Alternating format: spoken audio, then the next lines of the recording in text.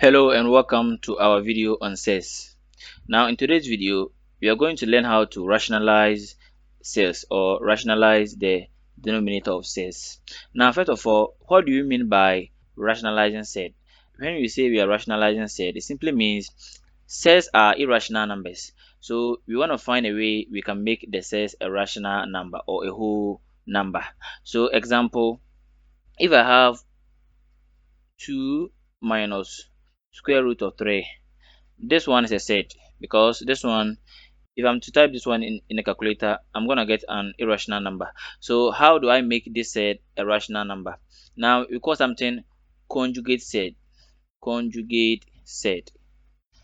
Now this set, the conjugate set is formed by changing the sign or the operation. Here I have the subtraction sign.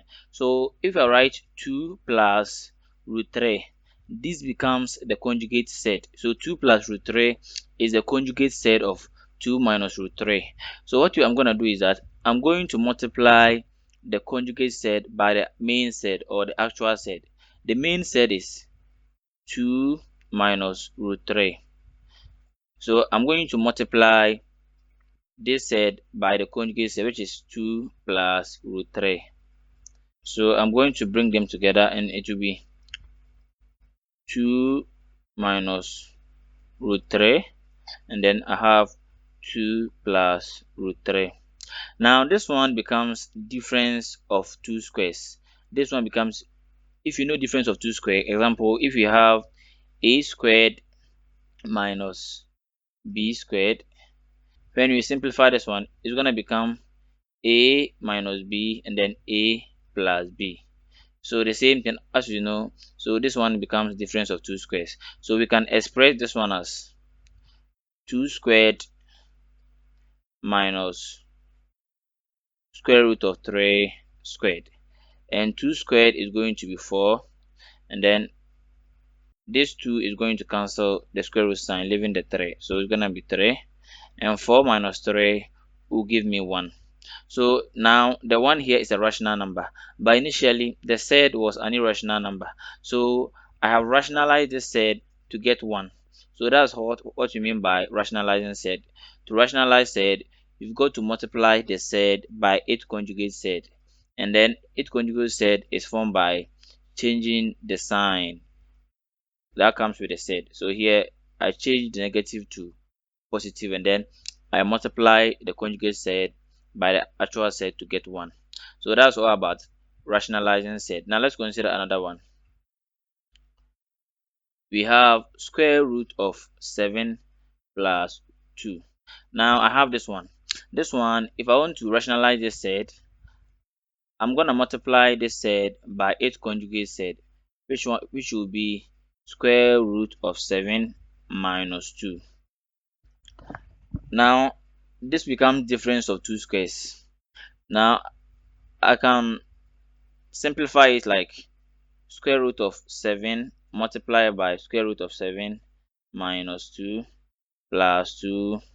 So here I am expanding the brackets instead of just expressing it as a difference of 2 squared. 2 root of 7 minus 2. So here square root times 7, square root of 7 times 7 is gonna be square root of 7 all squared. And then here square root of 7 times 2 is gonna be negative square root 7. Here 2 is going to be 2 root 7, and here 2 times 2 is gonna be negative 4. So this 2 is going to cancel this one, and then here I'm gonna have 7, and then here this negative 2 root 7 is going to cancel out this one, and here I'm gonna have minus 4. So 7 minus 4 is gonna give me 3. Now what if here I first expanded the bracket and then before doing it? Now what if I want to straight away, after I have multiplied the set by its conjugate set, I want to express it in the difference of two squares. So here I have root of 7 plus 2. This one is the difference of two squares, so it's gonna become square root of 7 squared minus 2 squared. Now this 2 is gonna cancel the square root sign, and I'm gonna have 7 minus 2 squared is 4. So 7 minus 4 will give me 3. So as you can see, instead of going through all this procedure, we can just express the set in terms of difference of 2 squared to get the answer. Now, what if we have a set containing fraction or a fractional set? How do we solve that one? So let's consider a question like that. Now here we have 1 over 4 minus root 5. So here, as you can see, the denominator is a set. So when you say we are rationalizing the denominator, it simply means we want to find a way to make this whole denominator a whole number or a rational number. So we have to multiply the conjugate set of this denominator by the 1 and also the 4 minus root 5. And the conjugate set of 4 minus root 5 is 4 plus root 5. So this is the conjugate set. So I'm going to multiply both the numerator and the denominator by the conjugate set. So here is going to be 1 over 4 minus root 5 times 4 plus root 5 all over 4 plus root 5 again. So I'm multiplying both the numerator and the denominator by the conjugate set. Now, here 1 times 4 plus root 5 is going to be 4 plus root 5. But here, let me bring them together. All over 4 minus root 5 multiplied by 4 plus root 5. Now, when I express this one in terms of difference of 2 squared, a squared minus b squared, which will be a plus b minus ab. As you can see, the 4 plus root 5 is going to be the a plus b, and then the 4 minus root 5 is going to be a minus b. So I can express this one in terms of a squared minus b squared. The same thing, I can express the denominator in terms of difference of 2 squared. So down here is going to be 4 plus root 5.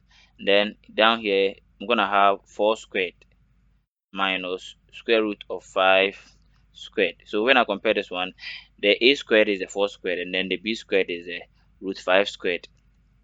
Now here, 4 plus root 5 all over 4 squared is 16.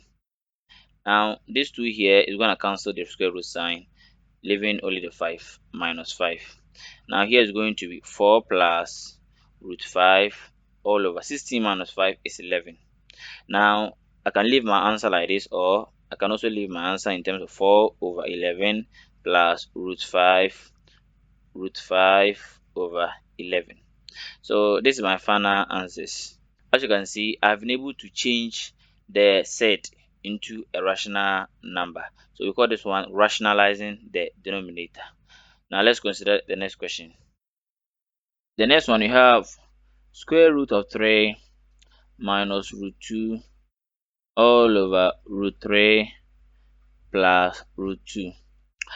Here we want to rationalize this set. Simply means we want to change the denominator of this set to be a rational number, and that one we have to multiply both the numerator and the denominator by the conjugate set of the denominator, and the conjugate set of the denominator is formed by changing this sign. So it's gonna be root 3